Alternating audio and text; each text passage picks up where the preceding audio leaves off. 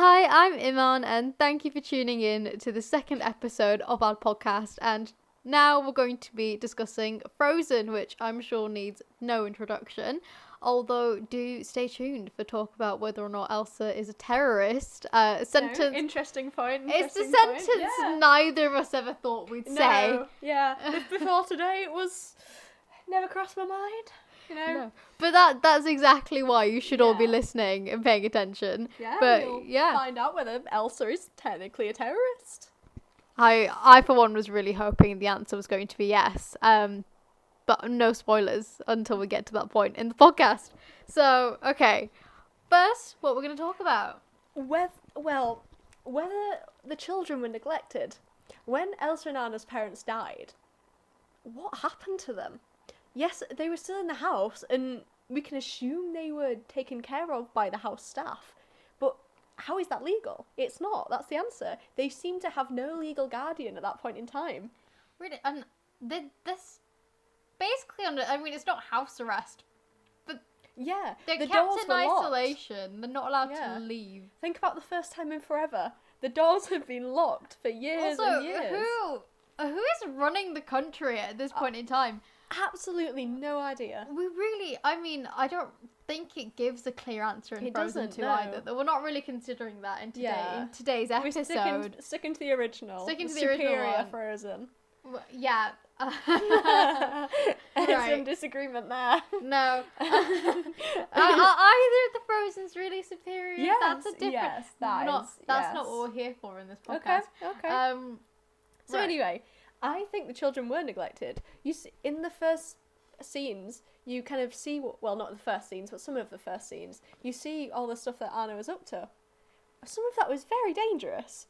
Why? She was riding a bike down the hall. Yeah. Not down the hall isn't that dangerous. Yeah. It was down the stairs. Yeah. And she was jumping and climbing on everything. And I feel like she needed some adult supervision. There are no adults. There aren't. After the parents die. No. In sight. And also, Elsa, she needed some help, clearly. She was keeping herself isolated. She was clearly traumatised. Yeah. Even when the parents were still around for that, after, they were neglecting her. There was definite neglect. Even right at the beginning of the film, how are these, they've got a child with ice powers, and they do not take any precautions against that right at the beginning until Anna almost dies. Yeah, they don't really protect Anna. No. The solution was to just stick Elsa in a room with some gloves on and not let her come out. I think there is some definite parenting questions there. Yeah, I agree. And not really a technical legal point, but there is neglect is the legal point there. Yeah. But what is that? Yeah. Then we get on. We got to the more interesting point of, is Elsa a terrorist? And we're not going to talk about whether or not we blame the parents and the neglect in this particular instance. It's not been a very smooth transition to the next point. No, it really hasn't. We'll ignore that. Our points in this case aren't very linked in this episode. No. But is Elsa a terrorist? Right. Terrorism has 3 criteria it's got to fit. It's got to... Which let's say the law for this one. This is from the 2020 Terrorism Act. The action has to fall within subsection 2, which that subsection 2 involves serious violence against a person, serious damage to property, endangering a person's life other than that of the person committing the action, creating a serious risk to the health and safety of the public or a section of the public, or is designed seriously to interfere with or disrupt with an electronic system. And also, they also need to have say that the use or threat is designed to influence the government or intimidate the public, or and the use of threat is made for the purpose of advancing a political, religious, or racial ideology. So for the first section of this, subsection 2 that we talked about, she fits all of the criteria. Wouldn't you agree, Emma? I would agree with all of that. I mean, if we're talking about but let's ignore the end for the moment. But right at the beginning, there is no clause that mentions intent, is what we've established. Yeah. There's nothing that says the intent has to be to harm people. No. But she's definitely a liability in that what she does is causing harm to people. Yeah. She's throwing icicles everywhere. She's the Yeah. whole country At into risk, an yeah. eternal says- winter. You've got to create a serious health and safety risk for the public. An eternal winter is Is one of a- the biggest health and yeah. safety risks that anyone could ever think of. Exactly. Yeah. Like, no harvest. Yeah, Because everything's yeah, constantly covered people in could snow. starve. That people you can't get You are anywhere. probably risking starvation. Yeah, and, and a they stop can't to a lot travel of anywhere industry. anyway. Yeah, Yeah. Also, you like, can't travel anywhere. all to these go ice to get makers help. are going to go out Yeah, of business exactly. because like it's ice everywhere. Yeah. So that clause is definitely filled. Like there is Yeah. massive health and safety risk to a large Yeah. group of people. The only one that she doesn't really fill in this section is disrupts an electronic system, but that point's mute. There no aren't any electronic systems. Yeah.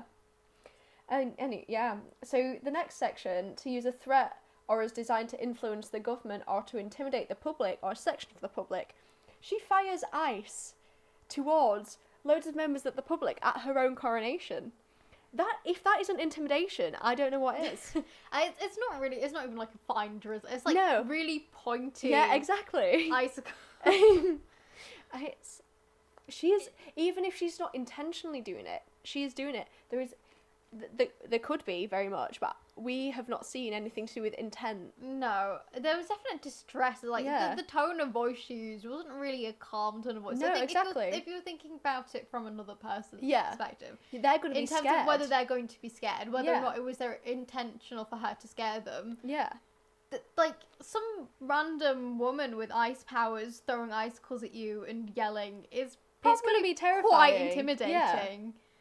Yeah, so there's one more section, right? Yeah, there's one more section. The use or threat is made for the purpose of advancing political, religious, racial, or ideological purposes. This was a bit of a stretch. Yeah, it's a bit of a stretch. We just want to say Elsa's a terrorist, really. Yeah, but she's a monarch. In terms of political leadership, and there's no real religious leadership that we've seen in the film.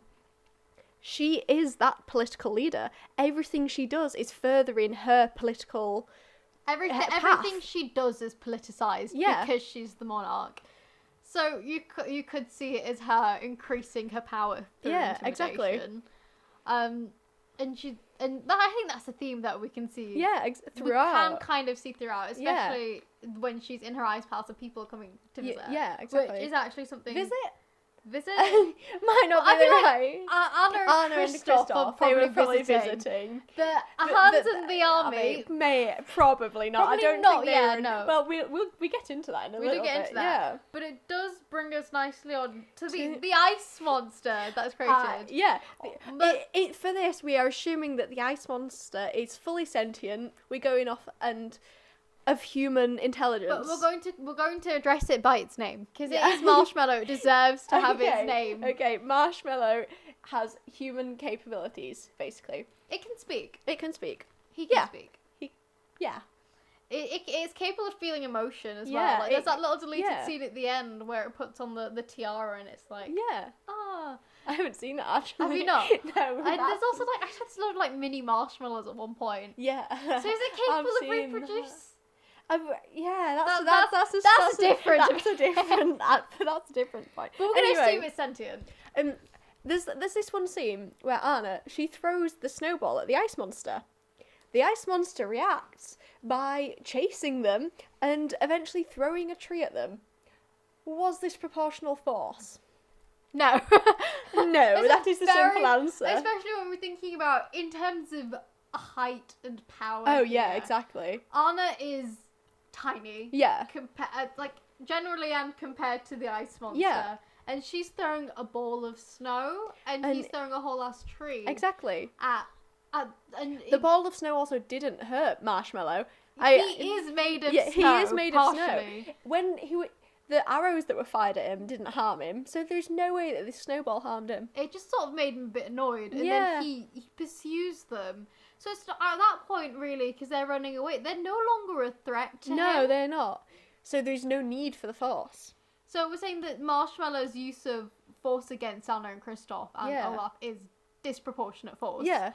And I think that brings us on quite nicely to our next point about whether Elsa's use of force towards the end is disproportionate. So for this one, we're going to use the Crime and Courts Act I think is it the 2013 Crime and Courts Act, and we're looking specifically at subsection 2 of section 76, which says, in other words, it could be reasonable for householders to use disproportionate force to defend themselves from. Here it mentions burglars specifically, but I think the law does mention more generally trespassers, someone who is infiltrating your home, and maybe especially when it's towards the men at the end, so Hans' men at the end, they are trespassing in her home. Trespassing in her home. They're not only trespassing, they're attacking her. There's explicit they have weapons. Violence. Yeah. So Elsa's use of force is, I think, it's not grossly disproportionate. Yeah. And in that circumstance, I think it's justified. Yeah. So I don't think that Elsa's actions, when she's she's got them all pinned against the wall with the ice. I think that's okay. I think it's not grossly disproportionate because there are threats made to her life. It is self-defense. Yeah. So I think we have to cut her some slack there. Yeah, I think in that situation she was fine. And I mean, with Anna and Kristoff, the force that she uses with Marshmallow is they're definitely not burglars or trespassers in her home. Yeah, they're established. That might be disproportionate. I think that's disproportionate force. I don't think the law, because she's.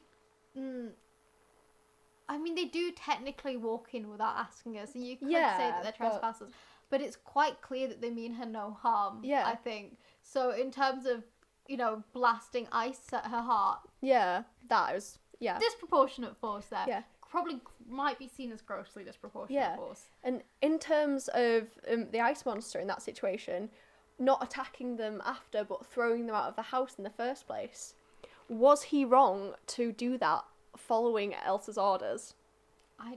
I'm not sure about that one, but there's part of me that doesn't think so. No, but they were definitely causing her aggravation in her own home, and she might have felt a bit pressured, a bit threatened. I'm likening the ice monster to to the army, and Section 12 of the Armed Forces Act says that a person subject service law commits an offence if he disobeys a lawful command, or he intends to disobey, or is reckless as to whether he disobeys the command. So it gets tricky there, because he did obey Elsa's command, so he's not in the wrong, unless we decide that Elsa was wrong. And what's your decision on that? I'm honestly, You're not just deciding Elsa's fate here. In deciding Elsa's fate, you are deciding Marshmallow's fate. I love that monster, but I So honestly, I'm leaning towards Elsa was a bit justified in that circumstance, because I think, well, if Elsa was justified, so was the ice monster. Elsa told them to get out. Yeah. Right. She didn't want them in there to begin with. Exactly. They were technically trespassing. Maybe we can say that blasting, even if it wasn't intentional, it's established towards the end that she was blasting ice at Anna's heart. Yeah. But she definitely, the use of her power there was intentional. Maybe that's grossly disproportionate force, but I don't think that having them thrown out is disproportionate at all. So the ice monster was fine. I think the ice monster's fine. Yeah. Who isn't fine though? Hans. Hans was never fine though. No. There is no interpretation of this movie in which Hans is just fine. Yeah, exactly. But more specifically, treason. So we, for this one, are going to specifically use the Treason Act of 1842, which is, we're going to quote this now. Punishment for discharging or aiming firearms or throwing or using any offensive matter or weapon with intent to injure or alarm Her Majesty. Yeah. And we did have some debate on whether Elsa had abdicated at this point. Yeah, we decided that she didn't abdicate for many reasons. She never announces any intent to abdicate. There's no official process. Yeah, and the fact that she came back and was once again on the throne after. If she abdicated, she wouldn't have been able to do that. No, especially not very easily as well. They also still refer to her as Queen Elsa throughout. That was kind of our final decision point. Yeah, so we're deciding Elsa hasn't abdicated. When the men are infiltrating the Ice Palace, at that point, they've got crossbows, they have swords, they are aimed at her, and the first one that's fired, when she's still acting completely defensively before she starts pinning them against the walls, it's aimed at her vital organs. Yeah. Like, you can sort of chest to throat regions there, or even face. where that Yeah, arrow was aimed. exactly. And there's another, and then like later on, we should just have them pinned against the wall. The crossbow is aimed at her back. Exactly. That's treason. That's treason. Yeah. I would, however, like to point out that was all of Hans's army. But Hans, not actually Hans. he pushed the arrow out of the way, making it shoot upwards. It does. Shoots the chandelier, which falls on her. Yeah. However, I don't think that had any I don't think malicious that was, intent. No. So Hans himself, in that scenario, was he a terrorist? Was Hans a terrorist? Not a terrorist. Sorry. Was Hans committing treason? See, I don't think at that point Hans is specifically committing treason. I don't think he is. I think But- towards the end, when it's a different point, but when actually, It's not treason. actually I don't know if when Hans ever commits treason. No, because when he kills Anna, turns the fire off. Well, in that's tentacular, another. that's point another we're going point to come for on after. to next. Yeah. Is whether or not he Okay. is complicit in murdering Anna. Yeah, But but that wasn't Anna- specifically yeah. treason because Anna isn't Yeah. protected under the Treason Act of 1351. It doesn't account for the monarch's sibling. no, So it wouldn't even account for her before Elsa came to throne because it's she's the either second yeah born because she's the second daughter. born daughter.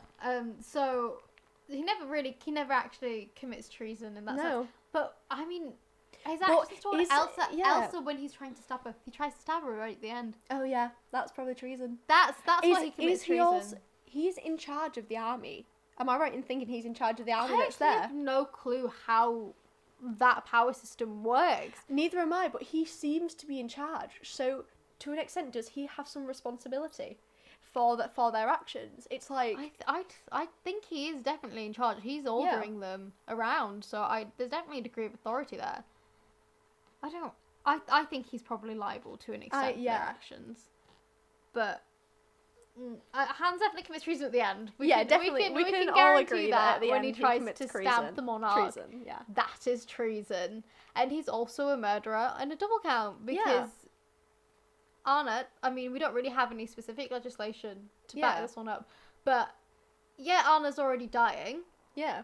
But he doesn't try to do anything to help, and he almost tries to speed it up. And there's no assisted dying act in the UK. No, so like even though Anna's already dying, He can't speed up that process. no, like it's not quite euthanasia. No, Like, but if we're it's thinking along similar. those lines.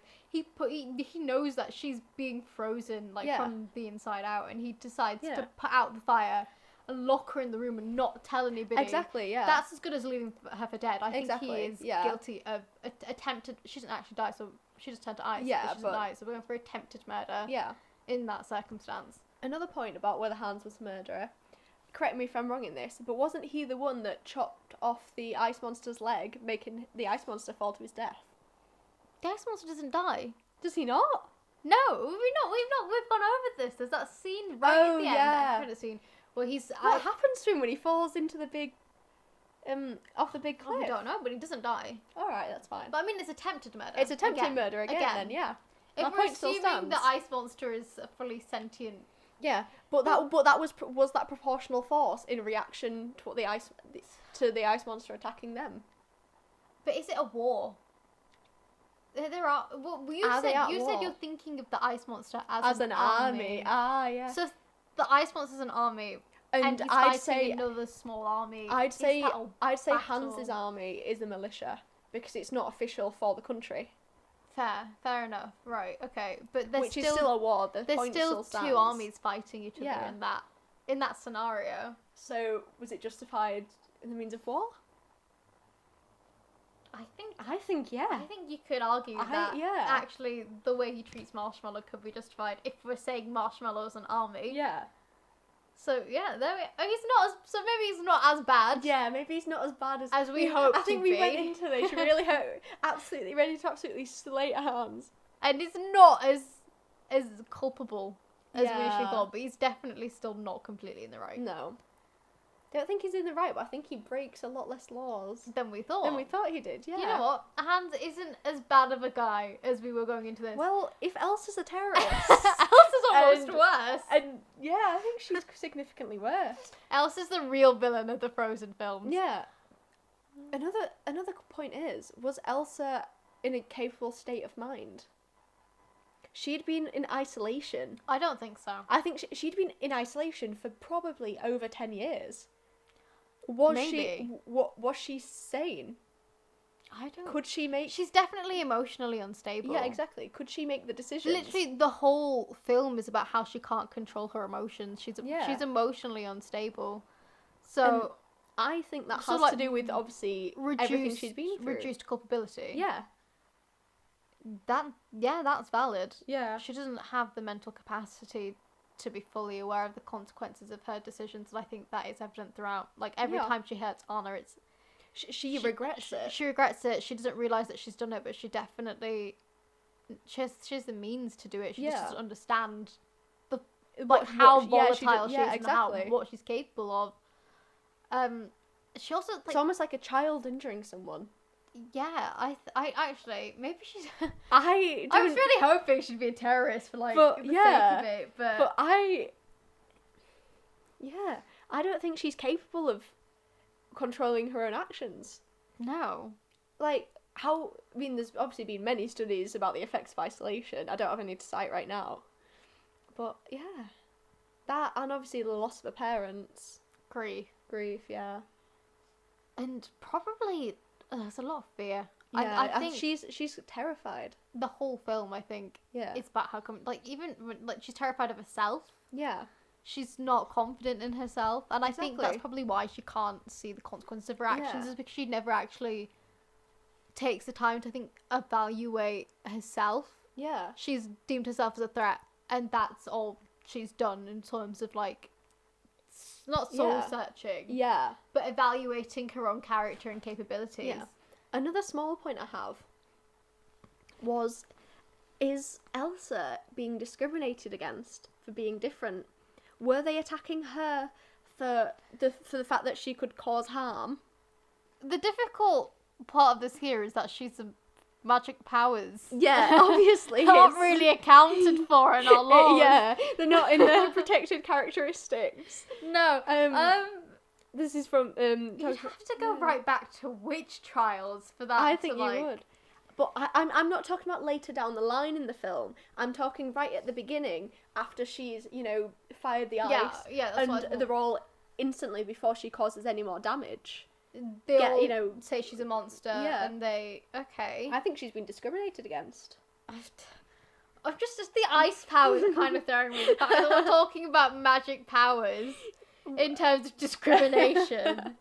Yeah. I don't know on that one. I think she is. I don't know. I don't think we have any legal basis for that one. No, if it's not a protected characteristic. Technically, no. If it was. If assuming we write into legislation, 10th protected characteristic, magic ice powers. I think this is the one scenario in which applying modern laws to films is going to betray us, because I think Disney is a lot of magic. Obviously, that's one of the characteristics of Disney. So that's not really accounted for in our laws. So I guess that's the one point in which we might come into some difficulty. Yeah. If it was a protected characteristic, I feel she's been discriminated against. Fair enough. If we're taking that assumption. But I also think that because she's volatile, she's still a threat. Oh, yeah, So there is justification for it. There is justification later down, I just think right at the beginning. I think there's still justification. Well, yeah, I suppose she's posing a threat. I don't think she's ever fully stable. No, I don't think... Until right at the end of the film. No, I don't think she's capable of making her own decisions. Yeah. Well, there we go. I know, yeah. That was more intense than I thought. Yeah, so did I. I thought this one might be quite a little... I think that's all from me. Yeah, I know. Right, thank you for listening, everyone. Thank you. I hope you tune in again. Right, bye. Bye. Tune in again. Right, bye.